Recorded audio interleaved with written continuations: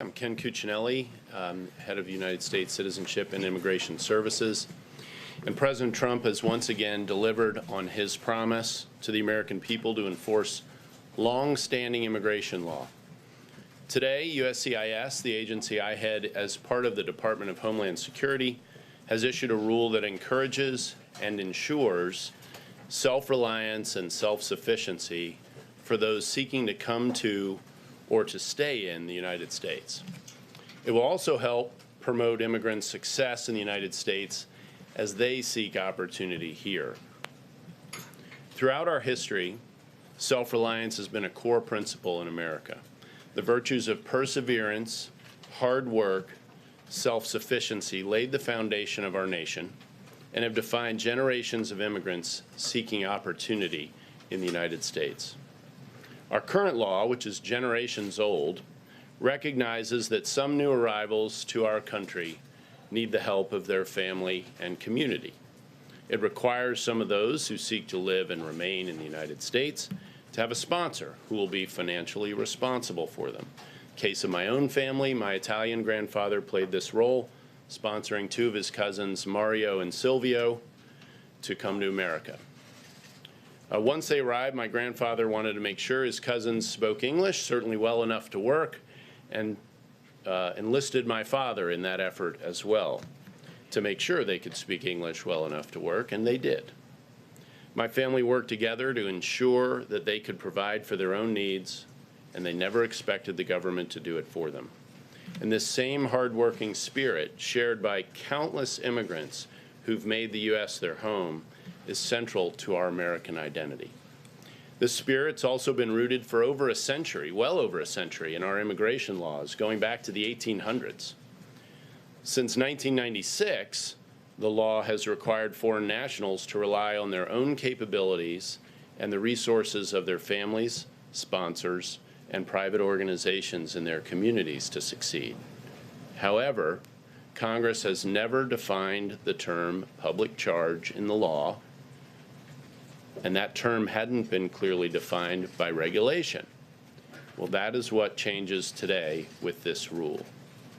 Through the public charge rule, President Trump's administration is reinforcing the ideals of self-sufficiency and personal responsibility, ensuring that immigrants are able to support themselves and become successful here in America.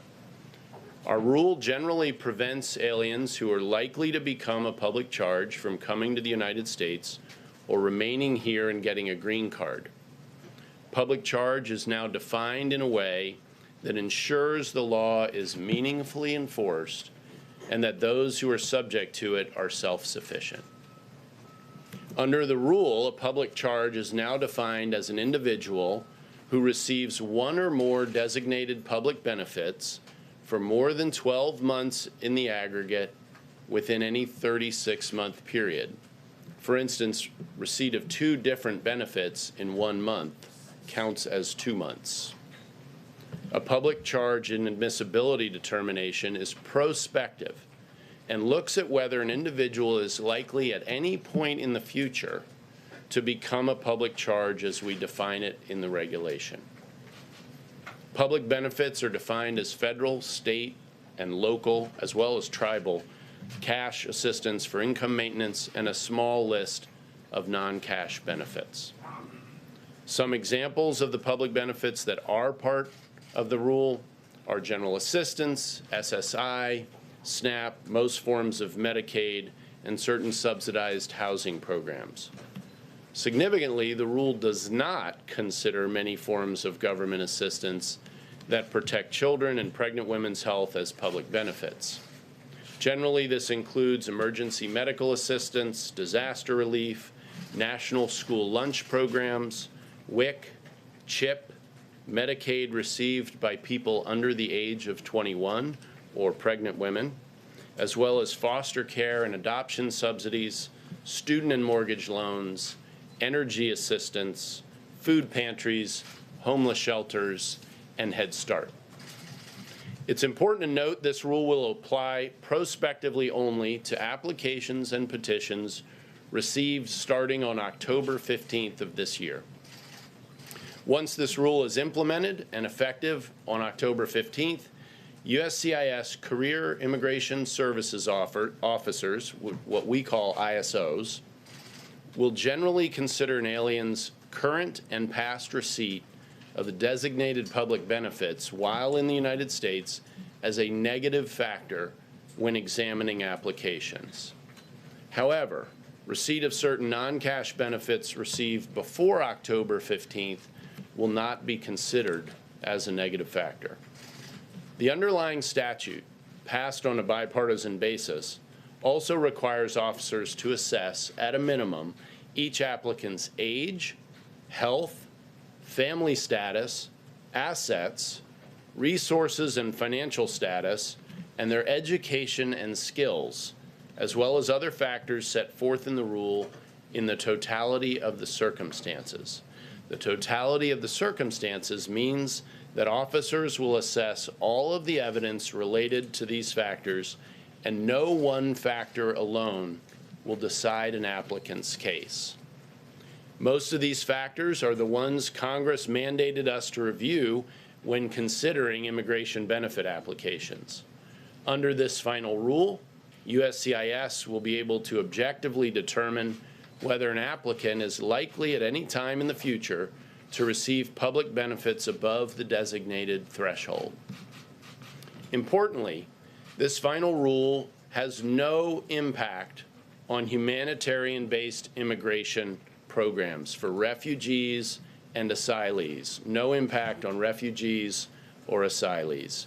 And it clarifies the exemption for trafficking victims and victims of domestic violence. Congress has long carved out exemptions for these categories, and our regulation adheres strictly to the laws as written. The final rule also excludes from consideration public benefits received by certain members of the U.S. Armed Forces and their spouses and children, as well as Medicaid benefits for emergency medical services.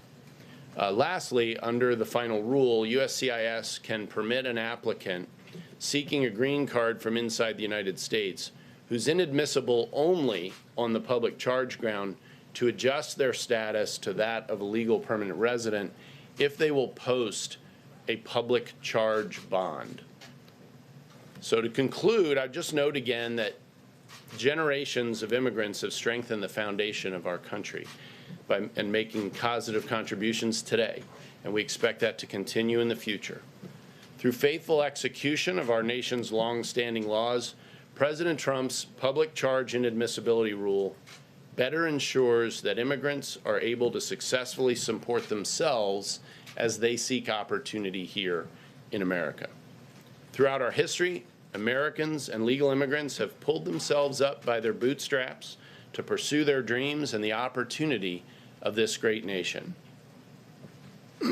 As President Trump delivers on his promise to uphold the rule of law, this administration is promoting our shared history and encouraging the core values needed to make the American dream a reality. And with that, I'm happy to take some questions.